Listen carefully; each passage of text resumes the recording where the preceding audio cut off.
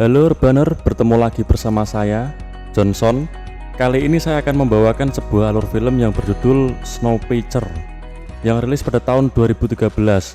Film ini mengisahkan tentang kereta yang tidak berhenti selama 17 tahun. Wow, bayangin 17 tahun. Sebelum film dimulai, saya gak bakal bosan ingatkan kalian, siapkan kopi, cemilan, luruskan kaki, dan pasang handfree kalian. Kalau sudah, langsung aja ke filmnya tanpa mikir panjang, gas!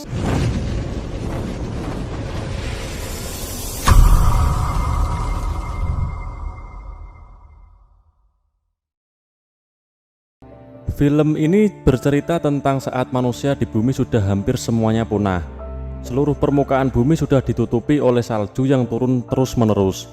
Cuaca yang begitu dingin membuat banyak manusia terbunuh. Hanya ada sebagian manusia yang selamat, yaitu manusia yang menaiki bahtera. Tapi kali ini bukan berupa perahu, melainkan bahtera berbentuk kereta, di mana kereta itu sudah berjalan tak henti-henti selama 17 tahun lamanya, semenjak bumi tak bisa lagi dihuni. Film ini menceritakan tentang sekelompok manusia yang tinggal di gerbong paling belakang, di mana gerbong inilah yang diisi oleh rakyat biasa. Mereka setiap hari memakan makanan yang sangat tak enak rasanya, tapi itu satu-satunya makanan agar mereka bisa bertahan hidup. Kehidupan mereka begitu menderita, dengan tempat tidur yang bertumpuk-tumpuk serta perlakuan para petugas yang sangat otoriter. Kereta ini dimiliki oleh Mr. Wilford, yang sekaligus seorang masinis dari kereta ini. Orang-orang yang berada di gerbong paling belakang belum pernah sekalipun bertemu dengan Mr. Wilford, karena mereka memang tak diizinkan untuk berpindah ke gerbong depan. Di gerbong paling belakang ini ada seorang bernama Curtis yang menjadi ketua dari kelompok itu, dan seorang sesepuh bernama Gilliam yang sudah dianggap Curtis sebagai ayahnya sendiri. Mereka semua sedang merencanakan sebuah revolusi, di mana mereka akan berontak dan berpindah menuju gerbong terdepan. Curtis dan Gilliam pun sudah mengatur informasi sampai ke hal paling detail untuk melaksanakan revolusi nanti. Pertama, mereka harus melewati sekitar 3 gerbong, dan di sana mereka harus mencari seseorang pria Jepang bernama Namgong yang dipenjara. Namgong adalah seorang yang bisa membuka pintu gerbong selanjutnya. Tanpa Namgong, usaha mereka akan sia-sia. Suatu ketika, ada seorang wanita suruhan Mr. Wilford datang ke gerbong belakang untuk membawa seseorang anak kecil yang postur tubuhnya sudah ditentukan oleh Mr. Wilford.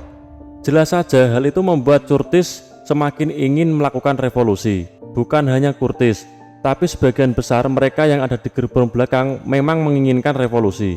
Karena sudah tak tahan hidup di sana, revolusi pun terjadi. Mereka bahu-membahu untuk mengangkat sebuah pipa panjang yang sudah mereka persiapkan untuk menahan agar pintu tak tertutup. Akhirnya, mereka pun berhasil menuju gerbong di mana Namgong berada. Di sana Namgong tak sendirian. Ia bersama putrinya yang sejak lahir berada di kereta, dan kini umurnya 13 tahun. Namgong dan putrinya meminta imbalan untuk membuka pintu gerbong, yaitu sebuah kronol. Kronol adalah limbah pabrik yang bisa membuat seseorang halusinasi semacam narkotika.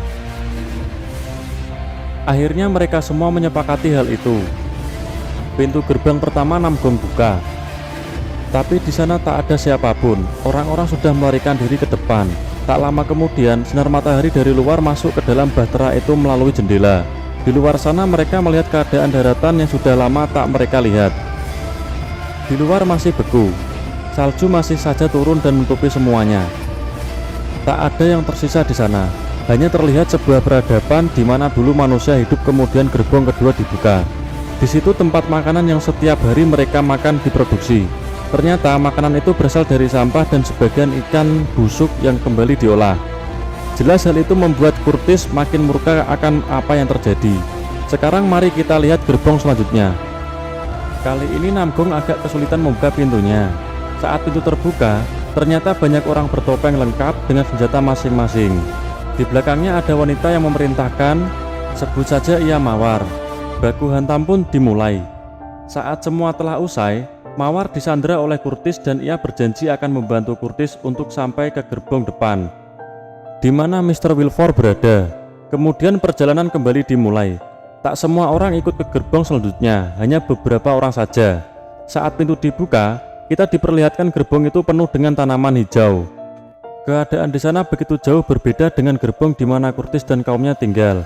Mereka semua keheranan. Ini adalah pertama kalinya mereka melihat tanaman setelah bumi mengalami kepunahan. Gerbong selanjutnya, kita akan melihat sebuah akuarium besar layaknya SeaWorld, tapi ini di dalam kereta.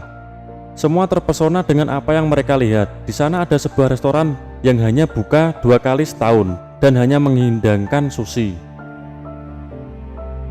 Di situ untuk pertama kalinya mereka merasakan makanan yang begitu enak dan disuguhi pemandangan lewat jendela yang memperlihatkan keadaan daratan yang begitu lumpuh total.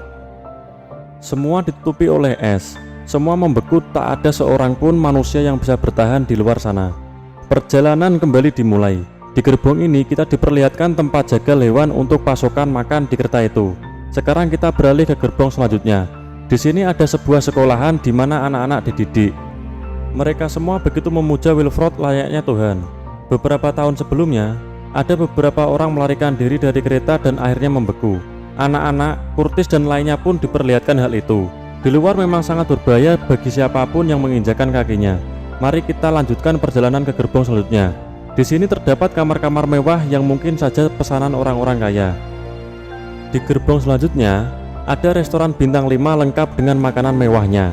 Gerbong selanjutnya, kita akan melihat sekumpulan wanita yang sedang memanjakan diri mereka. Curtis dan teman-temannya memang harus buru-buru sampai di depan, karena di belakangnya mereka terus diikuti oleh tentara Wilford yang selamat dari serangan revolusi beberapa waktu lalu. Mereka pun terlihat pertempuran dan teman Curtis sekarat, dan yang tersisa hanya Curtis, Namgong dan putrinya. Kali ini mereka tak ada lagi yang mengikuti. Mereka berjalan menuju gerbong terdepan dengan penuh rasa amarah.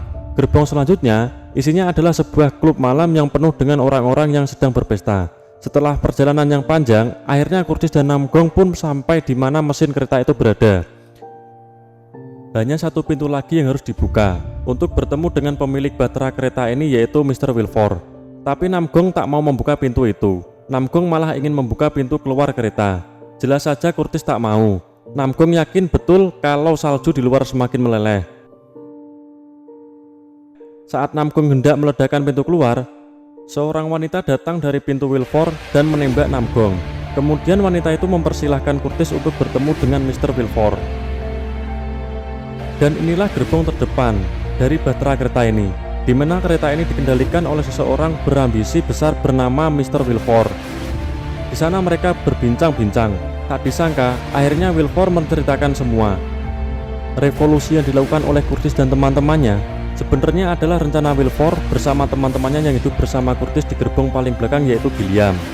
Selama ini Gilliam dan Wilford ternyata bekerjasama untuk menjaga kestabilan kereta. Curtis pun memang diharapkan untuk menjadi penerus Wilford untuk terus membuat kereta ini berjalan. Tapi sayang, Curtis tak menginginkan hal itu. Di bawah lantai, akhirnya Curtis menemukan seorang anak temannya yang diambil paksa beberapa waktu yang lalu. Curtis pun menyelamatkan anak itu. Namgong ternyata masih hidup dan meledakkan bahtera kereta ini. Namun sayangnya, pintu gerbong paling depan itu malah rusak dan tak bisa ditutup, dan akhirnya mereka semua mati. Dan yang tersisa hanya putri Namgong dan seorang anak yang diselamatkan Curtis. Untuk pertama kali di hidup mereka, putri Namgong dan seorang anak kecil ini pun menginjakan kaki di daratan. Di sana ada beruang yang melihat mereka dan film pun tamat. Akhir dari film itu membuat kita bertanya-tanya, apakah beruang akan memakan kedua anak itu, atau mungkin beruang itu hanya memberikan tanda bahwa di bumi sudah bisa ditinggali lagi seperti dahulu. Kalian penasaran? Saya pun juga. Oke guys ya, sampai ketemu di video next time. Jangan lupa bantu subscribe, like, dan komen supaya saya bisa semangat lagi up video terbaru untuk menghibur kalian semua ya. Oke guys.